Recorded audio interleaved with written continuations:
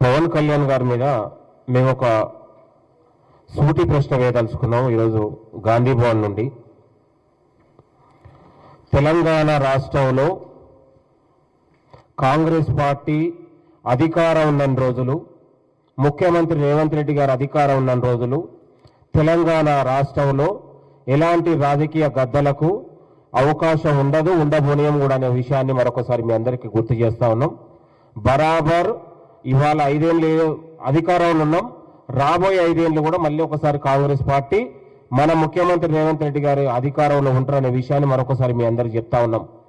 ఎలాంటి పెయిడ్ ఆర్టిస్టులకు కానీ ఎలాంటి రాజకీయ దగాకోరు వాళ్ళకి ఇక్కడ తెలంగాణ గడ్డ పైన అవకాశం ఉండదనే విషయాన్ని మరొకసారి గుర్తు చేస్తా ఉన్నాం. ఇవాళ పవన్ కళ్యాణ్ తెలంగాణలో అడుగు పెడతా, నేను పోటీ చేస్తా, నేను ఇక్కడ ఉన్నటువంటి ఎవడప్ప జాగీర్ అని మాట్లాడుతూ ఉన్నాం. తెలంగాణ గడ్డ మీద 1200 మంది విద్యార్థుల బలిదానాలు తీసుకొని 60 ఏళ్లుగా తెలంగాణ కోసం తెలంగాణ ప్రజలు పోరాడి సాధించుకుంటారు. కాబట్టి తెలంగాణ గడ్డ, తెలంగాణ వనరులు ఇక్కడ మొత్తం కూడా అది మా సొంతమే, ఇది మా తెలంగాణ ప్రజల జాగీర్ అనే విషయాన్ని మేము పవన్ కళ్యాణ్కు సూటి ప్రశ్నిస్తా ఉన్నాం. ఇవాళ నేను అంటా ఉన్నాను, పవన్ కళ్యాణ్ గారు నేను విద్యా ఉపాధి కోసం మాట్లాడుతా ఉన్నావు.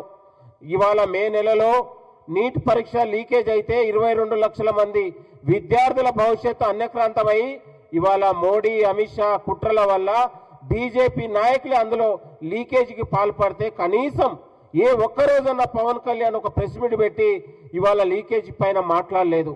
ఇంతకంటే దౌర్భాగ్యం ఏముందండి? 22 లక్షల మంది నీ కండ్లకు కనపలేదా పవన్ కళ్యాణ్ గారు? సిగ్గుండాలంటా ఉన్నాం.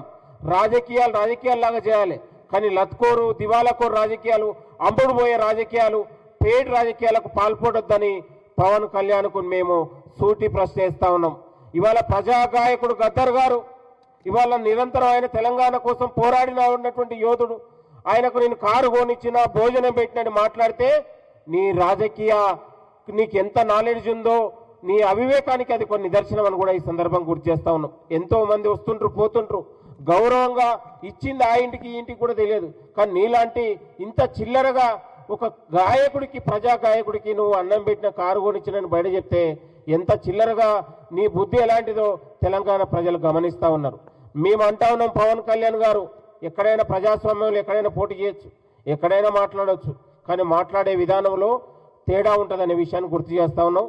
నిన్నగాక మొన్న పోయిన ఎలక్షన్లో కేఏ పాల్ గారు కూడా ఎలక్షన్లో పోటీ చేశారు.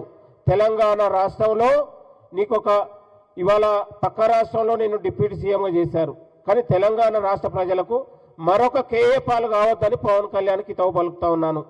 మొన్నదాకా కేఏ పాల్ ఉన్నాడు, కానీ కేఏ పాల్ లాగా నువ్వు మారొద్దు, కేఏ పాల్ లాగా తయారు కావద్దని పవన్ కళ్యాణ్కు సూటి ప్రశ్నిస్తా ఉన్నాను. ఇవాళ అమిత్ షా, మోడీ దగ్గర ఒక పెయిడ్ ఆర్టిస్ట్గా, ప్యాకేజ్ మాస్టర్గా పవన్ కళ్యాణ్ తయారయ్యండి అనే విషయాన్ని మరొకసారి గుర్తు చేస్తా ఉన్నాం. నీ చిల్లర చేష్టలు, నీ పిచ్చి మాటలు, నీ అహంకారపూరితమైన మాటలు తెలంగాణ ప్రజలు సహించరు. సినిమాలలో నీ డైలాగులు నడుస్తాయో, నీ తిక్కరేగుతుంది నాకు ఇట్లా నీ మాటలు, కానీ తెలంగాణ ప్రజలకు ఎప్పుడు తిక్కనే ఉంటుంది. తెలంగాణ ప్రజలకు కొంచెం తేడా వస్తే అంగిలాగి పిచ్చి కూడా పంపిస్తారనే విషయాన్ని మరొకసారి గుర్తు చేస్తా ఉన్నాం. కాబట్టి తెలంగాణ ప్రజలంటేనే ఒక సంస్కారవంతులు, బుద్ధిజీవులు, ఒక ఏంటి ఓపిక ఉన్న వాళ్ళు, సహనం ఉన్న వాళ్ళు అనే విషయాన్ని మరొకసారి గుర్తు చేస్తా ఉన్నాం. ఇక్కడ పోరాట గడ్డ ఇది, ప్రతి నెత్తులతో గడిచినటువంటి గడ్డ. ప్రతి పాలు తాగే పసిపిల్లలు కూడా జై తెలంగాణని జెండా పట్టుకొని రోడ్ల మీదకి వచ్చి తెలంగాణ సాధించుకున్నటువంటి చరిత్ర మాది. దయచేసి తెలంగాణ చరిత్రను, తెలంగాణ రాష్ట్రాన్ని అవమానించపరిచే రీతిలో నీలాంటి వాళ్ళు మాట్లాడితే తెలంగాణ గడ్డ సహించదనే విషయాన్ని మరొకసారి గుర్తు చేస్తా ఉన్నాం. మా ముఖ్యమంత్రి రేవంత్ రెడ్డి గారికి ఇవాళ 10 ఏళ్ల పాటు ఆగమైపోయిన తెలంగాణను ఎట్లా అభివృద్ధి చేసుకోవాలో, మా తెలంగాణ యువతకు, తెలంగాణ నిరుద్యోగులకు ఎట్లా ఉద్యోగాలు ఇవ్వాలో ఆల్రెడీ చేసి చూపిస్తా ఉన్నారు. సంక్షేమం అనేది దేశంతో ఇవాళ తెలంగాణ పోటీ పడతా ఉంది. ఈ పక్క రాష్ట్రం వలస వచ్చి పేడ్ ఆర్టిస్టులు, ప్యాకేజీ మాస్టర్లు సలహాలు, సూచనలు మాకు అవసరం లేదు. మా ముఖ్యమంత్రి రేవంత్ రెడ్డి గారు ఇవాళ తెలంగాణ పునర్నిర్మాణానికి ఇవాళ అభివృద్ధి చేసి చూపిస్తా ఉన్నాడు అనే విషయాన్ని మరొకసారి గుర్తు చేస్తా ఉన్నాం. ఇవాళ అమిత్ షా, మోడీలకు ప్రధానమైన రాజకీయ ఏజెంట్గా తయారై ఇవాళ నిన్నగాక మొన్న హైదరాబాద్లో ప్రెస్ మీట్కు వాళ్ళ ఏజెంట్గా తయారైన దాంట్లో ఒక భాగం అనే విషయాన్ని మరొకసారి గుర్తు చేస్తా ఉన్నాం. దయచేసి తెలంగాణ ఆత్మగౌరవాన్ని దెబ్బతీసేలా పవన్ కళ్యాణ్ మాట్లాడొద్దు. దయచేసి గౌరవంగా ఉంది. ఒక సినిమా ఆర్టిస్టుగా, సినిమా స్టార్గా తెలంగాణ ప్రజలు నీ సినిమా రిలీజ్ని ఇక్కడ అందరూ కూడా గౌరవించుకుంటా ఉన్నాం, చూస్తూ ఉన్నాం నీ సినిమాలు కూడా. కానీ ఇవాళ ప్రజలు చీకొట్టే రీతిలో నీ వ్యవహారశీలి ఉండొద్దని కూడా కోరుతా ఉన్నాం. ఇక్కడ మీ ఫామ్ హౌస్లు ఉన్నాయి, మీ ఇండ్లు ఉన్నాయి, మీ యొక్క ఆస్తులు ఉన్నాయి. కానీ రావచ్చు, పోవచ్చు, మీరు ఎప్పుడు వ్యాపారాలు చేసుకోవచ్చు, సినిమాలు తీసుకోవచ్చు. కానీ తెలంగాణ గడ్డ మీద మేము రాజకీయాలు చేస్తాం, తెలంగాణ అభివృద్ధిలో మేము వేలు పెడతాం, తెలంగాణ ప్రజల మధ్యలో చిచ్చులు పెడతామంటే తెలంగాణ ప్రతి బిడ్డ కూడా క్షమించదు, తరిమి కొడతారనే విషయాన్ని ఈ సందర్భంగా మేము గుర్తు చేస్తా ఉన్నాం. దయచేసి మీ ఆలోచన తీరు మారాలని మరొకసారి గుర్తు చేస్తున్నాం.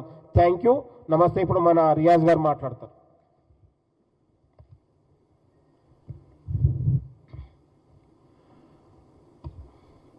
మిత్రులారా, పవన్ కళ్యాణ్ భారతీయ జనతా పార్టీ వదిలిపెట్టిన బాణంగా కాంగ్రెస్ పార్టీ భావిస్తూ ఉంది. తెలంగాణలో లోక్సభ ఎన్నికల తర్వాత భారతీయ జనతా పార్టీ ఘోరంగా విఫలమైంది. కంటోన్మెంట్ ఎన్నికల్లో బీజేపీ అడ్రస్ లేదు, జూబ్లీహిల్స్ ఎన్నికల్లో బీజేపీ జాడలేదు, గ్రామ పంచాయతీ ఎన్నికల్లో భూతద్దం పెట్టినా కూడా బీజేపీ దొరకలేదు, మున్సిపల్ ఎలక్షన్స్లో పత్తా లేకుండా పోయిన పార్టీ భారతీయ జనతా పార్టీ. ఈరోజు భారతీయ జనతా పార్టీ నాయకత్వం పూర్తిగా విఫలమైపోయిన తెలంగాణలో ఆ పార్టీని కాపాడుకోవడంలో, ఆ పార్టీని పునరుద్ధరింప చేసుకోవడంలో. కాబట్టి ఓ కొత్త నాయకుడిని ఈరోజు తెలంగాణలో ప్రయోగం చేయడం కోసమే భారతీయ జనతా పార్టీ పవన్ కళ్యాణ్ రూపంలో ఒక బాణాన్ని జీహెచ్ఎంసీ ఎన్నికల కోసం వదిలిందని కాంగ్రెస్ పార్టీగా మేము భావిస్తున్నాం. విఫలమైన తెలంగాణ బీజేపీ నాయకత్వం ఏదైతుందో అది సిగ్గుతో తల వంచుకోవాలి. అంటే ఈరోజు తెలంగాణలో భారతీయ జనతా పార్టీ వైఫల్యం నుంచి ఆంధ్ర ప్రాంతానికి సంబంధించిన పవన్ కళ్యాణ్ అనే ఒక డిప్యూటీ సీఎంను ఇక్కడ బాణంగా వదులుతూ ఉంటే ప్రేక్షక పాత్ర వహిస్తూ చప్పట్లు కొడుతూ బీజేపీ నాయకత్వం ఉంది. మేము సూటిగా ఒక విషయం చెప్తా ఉన్నాం. పవన్ కళ్యాణ్ పీకేగా బాగా ప్రసిద్ధి. పీకే అంటే పి అంటే పిచ్చి, కే అంటే కేకలు. అంటే పిచ్చి కేకల రూపంలో పవన్ కళ్యాణ్ ఈరోజు తెలంగాణ పట్ల పిలవపలను చెప్తా ఉన్నాడు. ఎంత మందబుద్ధి పవన్ కళ్యాణ్ అంటే ఒకప్పుడు సామాజిక న్యాయమని యువరాజ్యం పేరుతో వచ్చినాడు. తర్వాత తెలంగాణ వైపు ఉద్యమం స్టార్ట్ కాగానే సామాజిక న్యాయం ఏదైతుందో సామాజిక తెలంగాణ అయింది. తెలంగాణ ఉద్యమం ఉవ్వెత్తున ఎగిసిపడుతూ ఉన్నప్పుడు ఆ సామాజిక తెలంగాణ నుంచి ఆంధ్రాకు పత్తాలే కూడా పోయినాడు. తెలంగాణ ఏర్పడిన తర్వాత జీర్ణించుకోలేకుండా 11 రోజులు ఉపవాసం ఉన్నాడు. ఒకప్పుడు చెగువేరా అన్నాడు, ఇప్పుడు మనువాద జెండా పట్టుకొని తిరుగుతూ ఉన్నాడు. ఒకప్పుడు సమానత్వం అన్నాడు, ఇప్పుడు అసమానత్వం కోసం పనిచేస్తూ ఉన్నప్పుడు. ఒకప్పుడు తెలంగాణను హనుమకొండ, దేవరకొండ, గోల్కొండ అని అన్నాడు. దాని తర్వాత తెలంగాణ దిష్టి వల్లనే ఈరోజు అక్కడ కోనసీమలో మా కొబ్బరి తోట ఎండిపోయినని చెప్పాడు. ఏ మాత్రం జ్ఞాపక శక్తి లేదు, ఒక ఐడియాలజీ లేదు, ఒక స్థిరత్వం లేదు. జగన్ తోటి సంఖ్యలో సంకేసుకొని కదిలినాడు. దాని తర్వాత చంద్రబాబు నాయుడుతో పాటు చిట్టపట్టాలు తీసుకుంటూ ఉన్నాడు. అంటే ఏమాత్రం స్థిరత్వం లేని, ఏమాత్రం ఐడియాలజికల్ కమిట్మెంట్ లేని ఒక నాయకుడిని భారతీయ జనతా పార్టీ కాంగ్రెస్ను ఢీకొట్టలేక ఈరోజు ఆంధ్ర ప్రాంతం నుంచి ఇక్కడికి పంపడం అనేది చాలా భారతీయ జనతా పార్టీ ఎంత దిక్కుమాలిన నాయకత్వ లేమితో బాధపడుతుందో మనకి ఇప్పుడు అర్థమవుతూ ఉన్నది. మిస్టర్ పవన్ కళ్యాణ్, మనం సినిమా చూసిన తర్వాత ఆ 3 గంటలు సినిమాలో లీనమైపోతూ ఉంటాం. థియేటర్ నుంచి బయటికి రాగానే సినిమాను మర్చిపోతాం, కథను మర్చిపోతాం. అట్లాగే పవన్ కళ్యాణ్ కూడా ప్రెస్ మీట్లో మాట్లాడిన కొద్దీ బహుశా జనం చూసుంటారు సినిమాలాగా. ప్రెస్ మీట్ అయిపోయిన మరుక్షణమే పవన్ కళ్యాణ్ జనాలు మర్చిపోతారు. పవన్ కళ్యాణ్ ఏం మాట్లాడిండో కూడా జనాలు గుర్తుపెట్టుకోరు. ఇది సినిమా కాదు, ఇది నిజ జీవితంలో కూడా రాజకీయం. నువ్వు అక్కడ ఒకసారి జగన్ తోటి, మళ్ళొక్కసారి చంద్రబాబు నాయుడుతో కలిసి పొత్తుల ద్వారా నువ్వు ఆ రోజు వచ్చి నువ్వు నీ కళ్ళ ముంగడినే విజయ్ 6 నెలలు అధికారంకి వస్తే జీర్ణించుకోలేకుండా, పట్టుకోలేకుండా అసూయతోటి తెలంగాణ మీదకి వచ్చి ఇక్కడ ఏమో చేయాలనుకుంటా ఉన్నావు. నీకు నిజంగా తెలంగాణ ప్రేమ ఉంటే, మళ్ళీ చెప్తున్నాను, మీకు నిజంగా తెలంగాణ ప్రేమ ఉంటే కేంద్రం మా దగ్గర 100 రూపాయలు తీసుకొని 45 పైసలు ఇస్తూ ఉన్నది. రూపాయికి 45 పైసలు ఇస్తూ ఉన్నది. మిగతా మా 65 పైసల్ని, మా 55 పైసలు తీసుకుంటుంది. ఈరోజు మాకు ఔటర్ రింగ్ రోడ్లు కావాలి, కేంద్రం నుంచి నిధులు తీసుకురా. అట్లాగే మేము ఇందిరమ్మ ఇళ్ళని ఇంకా దిగ్విజయంగా మేము సంపూర్ణం చేయబోతా ఉన్నాం, కేంద్రం నుంచి నిధులు తీసుకురా. మాకు ఇంకా ప్రాజెక్టులు కట్టాలి, కేంద్రం నుంచి నిధులు తీసుకురా. కొత్త నిధులు ఏం కాదు, మా సంపద అయితే ఇక్కడ పన్నుల రూపంలో అది కేంద్రం దగ్గర ఉంది. నీకు అమిత్ షా అంత గొప్ప దోస్తు అయితే, మోడీ గారు అంత గొప్ప దోస్తు అయితే తెలంగాణ మీద ఇంక అంత ప్రేమ ఉంటే కేంద్రం నుంచి నిధులు తీసుకురామని పవన్ కళ్యాణ్ మేము ఛాలెంజ్ చేస్తూ ఉన్నాం. అట్లాగే నీ నుంచి మేము నేర్చుకునేది ఏం లేవు, కానీ తెలంగాణ నుంచి నువ్వు చాలా నేర్చుకోవాలి. తెలంగాణ ఒక ప్రత్యేక జాగిరే. ఎందుకంటే మీరు బ్రిటిష్ పరిపాలన కింద ఉన్నారు, మేము ఇక్కడ నిజాం పరిపాలన కింద ఉన్నాం. నిజాం వ్యతిరేక సాయుధ రైతాంగ పోరాటాన్ని సామాన్య రైతులు నాయకత్వం వహించిన నేల ఇది. ఇది ఒక ప్రజల జాగిరే ఇది. అట్లాగే జైన్ ఇన్ ఇండియా అనే పేరుతోటి కాంగ్రెస్ పార్టీ నాయకత్వంలో భారతదేశంలో విలీనం కావాలని గొప్ప ఉద్యమాన్ని నిర్మించిన ఘనత తెలంగాణ ప్రజలది. మా జాగీరు వేరే, మా జాగీరు ప్రజలది.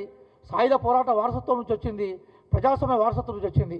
నువ్వు బ్రిటిష్కి సంబంధించిన వారసత్వాన్ని కొనసాగిస్తూ అధికారులు నిలబెట్టి మాట్లాడుతూ అహంకారంతో ఉన్న వ్యక్తి నువ్వు. ఆయన మీద ఇంకొక చాలా కీలకమైన విషయం చెప్తాను. పుస్తకాలు చదువుతున్నట్టు ఆయన యాక్షన్ చేస్తాను, లైబ్రరీ చైర్మన్ చెప్తున్నాను. ఆయన పుస్తకాలను చదివిన తర్వాత పుస్తకంలో ఏముందో మీరు అడగండి, ఆ పుస్తకంలో ఏముండదని ఒక నిమిషం కూడా చెప్పాడు. ఎందుకోసం అంటే ఆయన పుస్తకాలను చదవడు, పుస్తకానికి సంబంధించిన టైటిల్ని ప్రజలకు చూపెట్టి నేను పుస్తకాలు చదువుతాననే ఒక అబద్ధ బిల్డప్ ఇస్తూ ఉంటాడు. ప్రధానమంత్రి అక్కడ యాక్షన్ చేస్తూ ఉంటే ఇంకో మోనో యాక్షన్ ఇక్కడ చేస్తూ ఉంటాడు.